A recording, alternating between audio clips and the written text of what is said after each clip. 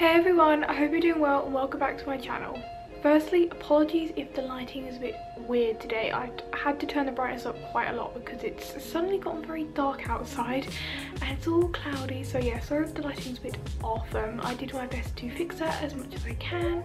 For today's video, well, I thought I would start a little series on my channel. As you know, I have been lucky enough to travel to Japan twice now, and obviously in that time I have been to many places within Tokyo, and I feel like I could start a little series where I talk about a lot of different areas in Tokyo, and I can just give you guys some suggestions of the best places to shop and the best places to eat, and just like my kind of like favourite things to do in each area, as I do get a lot of questions often just asking about like what to do in this area in Tokyo. So I thought this would be a interesting and helpful series to make for my channel. And starting off this series, today we are going to be talking about Harajuku.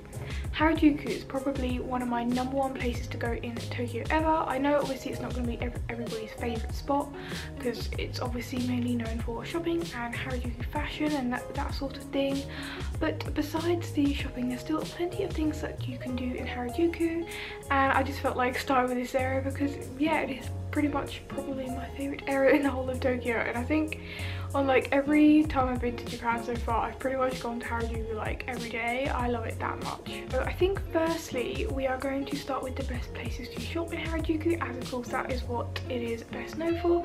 Now firstly, Harajuku is located on the JR Yamato line.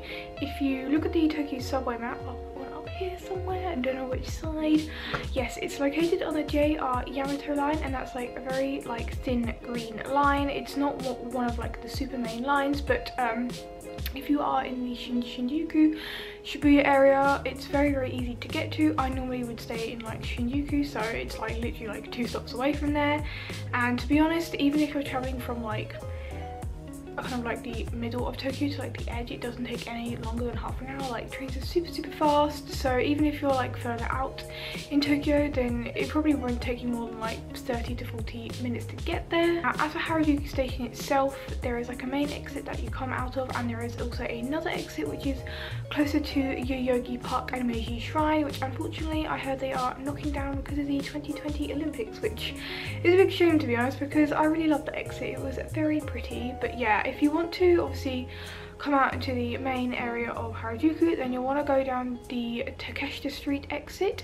Now when you come out of the station, you will go through the ticket barriers, and then you'll see the main Takeshita Dori kind of like sign, what do you call it, sort of like balloon thing. Well, I think they changed what it looks like maybe like every year or so, but obviously when I went it had like all balloons around and everything, and it has like Takeshita Dori, and it's really cool, and you can see like straight down the street. Now Takeshita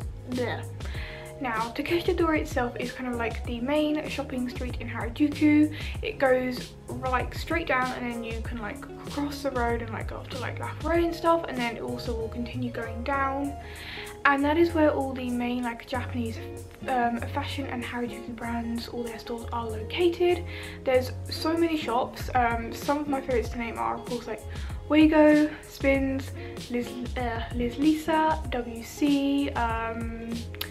There's like so many different stores. There are like thrift stores. Oh yeah, thrift stores are amazing in Japan as well. I need to go thrifting when I go back. So you are bound to find one of your favorite Japanese fashion brands located on that street, and as well as like the main shops in Takeshita Dori. When you come down to the end of the kind of like first section of the street, if you turn right and you go past the Starbucks and you keep going, then you'll eventually come to a big department store called Lafayette. Lafayette is a very big department store. They have like obviously several around Tokyo, and they often carry like a lot of like more expensive and high-end brands, kind of like Aunt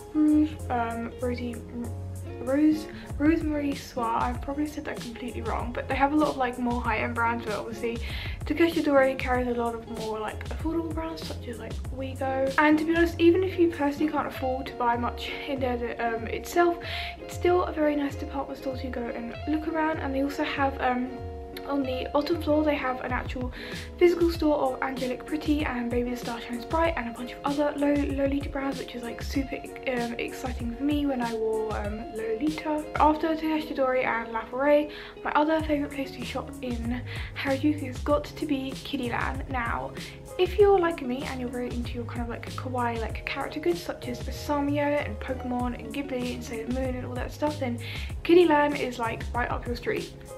When you come to La Foray, there's like a big crossing, and then if you go like straight across and then right to another crossing, this probably makes no sense. Like, I'm gonna try obviously insert pictures, but there's obviously so much like pictures can show. Sadly I don't have like footage or anything as I didn't really film the last time I was there, but yeah, anyway, you'll kind of like know what I mean if you're there.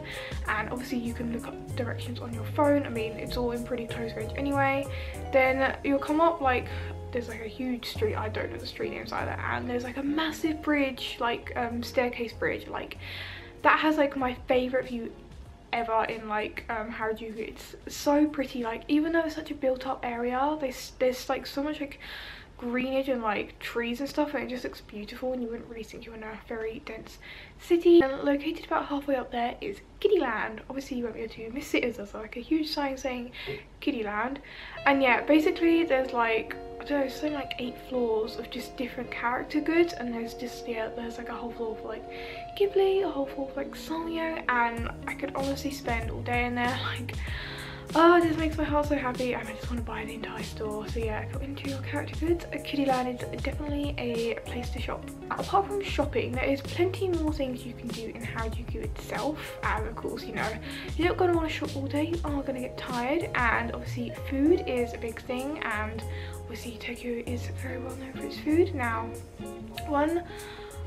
I am a vegetarian, if you don't know. I eat fish, but obviously that means the things I can eat is obviously more restricted, so I don't really know.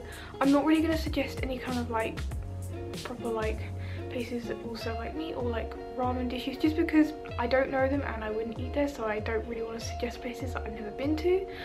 But my personal favourite places that I love to eat at was, one, there was a very cute cafe in Takeshidori called Noah Cafe. It's pretty early on down Takeshita Street, and it's just a really cute cafe. Obviously there is a McDonald's, so if you're in a rush or you just like that food, then you can go there. But I like going to cute cafes more, and Noah Cafe kind of like gives you a bit of a break from like the chaos of Takeshita Street, because if you know, it can get very, very crowded, like especially on like holidays and weekends, which I don't advise going then. It's absolutely insane. It would take you like 10 years to get down that street. Noah Cafe sells, they're very well known for their desserts. They sell some really delicious waffles and ice creams, and like it's so good. But they also do like sandwiches and other kind of like lunchtime meals, and they do really nice kind of like different drinks such as melon soda, and I really like to get iced tea, which is a very popular drink to get in Tokyo. And it's just a very nice cafe. I really like the environment. They have like a separate smoking and a non-smoking room, which is pretty nice, and yeah, the stuff always really super nice to me in there, and it's not too expensive. And if you are also a vegetarian / vegan like me, then you'll be pleased to know that there is a very nice vegan cafe located in Harajuku. It's not too far from La Foray. It's kind of like the opposite direction to like Kiddieland. Now, unfortunately, when I went last time on the day I planned to go there, it was shut, so make sure you look up if it's open before you go there. But yes, they're very well known for like their vegetarian burgers, so if you are a vegan, then don't fret, there is an option for you. One other really cool cafe / restaurant that I recommend you check out. Now, if you come down to like the first exit of Takeshidori itself, then you'll see when you're walking down to La Foray that there is like a big Starbucks and everything, and located at some of like the big like shopping center stores. I think it's at the top of like where like American Eagle is. Don't quote me on that. You'll be able to see it because there'll be like signs and stuff. But there is a place called Kawaii Monster Cafe. Now, this is pretty well known, and it's just like a whole like themed, like it's a very like kawaii cafe, and all of the of the waitresses and like waiters and stuff in there that are all like super dressed up, and like the whole interior is just so crazy, and even the food is like very kawaii monster themed. It can seem like it's a little bit overpriced. I've heard that you have to order like a drink and a meal so you can go in there, but if you are after a really cool kind of like Harajuku themed dining experience, then this may be the place for you. I know personally for me, I couldn't go there just because there wasn't really anything that I could eat, unfortunately, but if you can, and then yeah, I think it's a great place to go and check out. Aside from restaurants, there are also a couple of places which you must check out for like snacks, or if you just feel like you need a bit of a pick-me-up whilst you're shopping. And the first one being is Santa Monica Crepes. This is a very well-known kind of like crepe store in Harajuku. You will not miss it, trust me. But yeah, you'll be able to see in like their display cases, they do like the most incredible crepes ever. There's so many different like kinds of crepes, so like yeah, if you're wanting to give yourself a little sweet treat, then this is definitely a must check out place. And after you've been shopping and you've had some food, then something else I recommend you do is Purikura. I've probably also said that very wrong. Please excuse me, I'm terrible with pronunciation. I am very British, but yes, Purikura is kind of like the Japanese sort of like style photo booth things, and you'll often go and take it with like friends, but I actually did it on my own because I was in Tokyo on my own last time. Purikura is like a Japanese style photo booth thing, and when you go down like in Takeshi's Story, the one, it's literally like next to a cafe, and there's signs pointing down like a staircase, which trust me looks a bit creepy, but it's alright, it's all fine. And when you go down there, there's like a bunch of like different kinds of photo booths. There's loads of different styles. Trust me, I have such a hard time choosing, and there is like I think people do work down there, so if you do need assistance then you can ask, but I don't know if they're obviously going to speak English. And they also have like bathrooms, so if you need to like touch up your makeup or anything, then you can do that before you take your pictures. And so yeah, I'm going to give you some examples, as it's probably better just to show you. These are some I took on my trip last time. This is a very cute Barbie theme one, which I know has been quite popular. You can see here, it's once you take your photo, you can also like decorate it with like stickers and stuff, and it's just really fun, to be honest, even if you are taking it on your own. It's just a cute little memento to have. See, I'm like in a little Barbie box and everything. It's really, really cute. I love it. If you are going to go there, make sure you save your like 100 yen coins, as you'll be needing those. So yeah, if you have time, then definitely go and take some Purikura. I always mean to take more, but I always forget. And one other place that I really like to go to in Harajuku is a cat cafe. If you're not familiar with what a cat cafe is, then it's literally a cafe where you pay to go in for a set amount of time, and you can literally have a drink and be surrounded by cats. Like, what could be better? I don't know. I've been to one in Nottingham before, but that obviously runs slightly different in Tokyo, and obviously the kind of cats they have are different. But yeah, the one in Harajuku, it's, again, you have to go up like an elevator. It's more down towards like Yoyogi Park that way. There are obviously signposts as well, so you will hopefully be able to find it.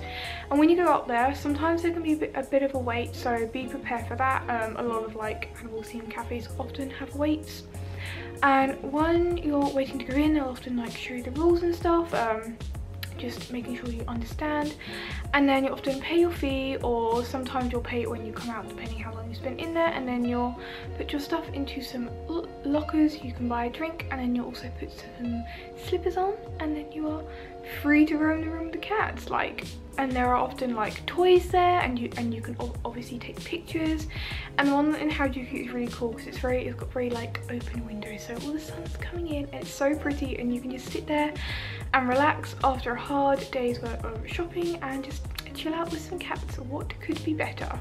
And obviously, if you are in Harajuku, finally, I recommend you take a stroll down to Yoyogi Park. This obviously isn't like Harajuku itself, but it's in a very like close walking distance to Harajuku, especially if you go out to the Meiji Shrine exit. Then you will obviously just be able to follow the path down over the bridge into Yoyogi Park, which is it's just stunning. Like, it's a massive park. They have a really cute dog run in there, so I literally like sit in front of there and just watch the dogs go around. And it's just just a nice way to spend an afternoon on a nice sunny spring day. So those are all my must check out places in Harajuku. Of course I could list many more places, but I would be here forever, but those are some of my personal favourite places to go to shop, eat and just kind of like chill out in Harajuku. If there are any places that I missed off that you recommend I go to, then please tell me in the comments below, and also tell me which like area in Tokyo you would like me to make this series about next. Other than that, thank you so much for watching and checking out my channel. If you're not subscribed, make sure you are before you go. I hope you all have a wonderful day, and I'll see you all next time. Bye guys.